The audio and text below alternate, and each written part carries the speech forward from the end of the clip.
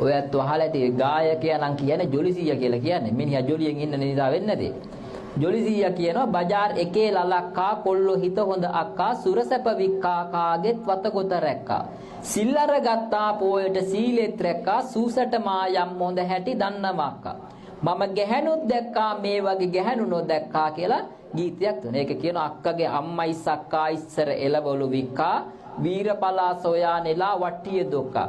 නංගි රොසක්කා එතනම කසිප්පු වික්කා දැක්ක නොදක්කා ගානයි නංගිට අක්කා.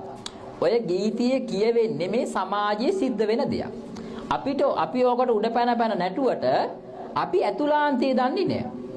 බජාර් එක කියලා කියන්නේ මොකටද? සාමාන්‍යයෙන් ඔය වනාත මුල්ල, ඔය මැගසින් රෝඩ්, බොරැල්ල, ඒ වගේ තියෙන මුඩුක්කු ජීවිත කියලා.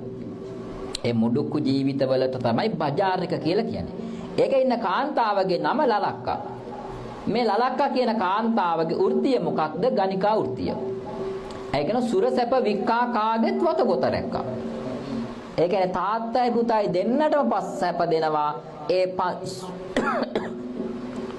පහස දෙනවා, ඒ සැපය දෙනවා. හැබැයි උඹගේ පුතා මගේ ළඟට ආවා, උඹේ තාත්තා මගේ ළඟට ආවා කියලා කාටවත් කියන්නේ නැහැ. සිල් අරගත්තා පොයට සීලෙත් රැක්කා. පොය දවසට යා මොකද කරන්නේ? ගිහින සිල් ආරක්ෂා ගන්නවා.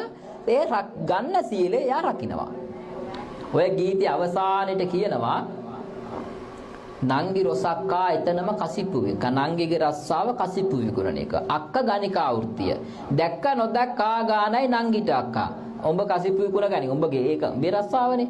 මගේ රස්සාව ගණිකා වෘත්තියනේ. මම ඒක කරගන්නවා. දෙන්නට දෙන්න අඳුරන්නේ නැහැ වගේ ඔහි රස්සාව කරගෙන ජීවත් වුණා.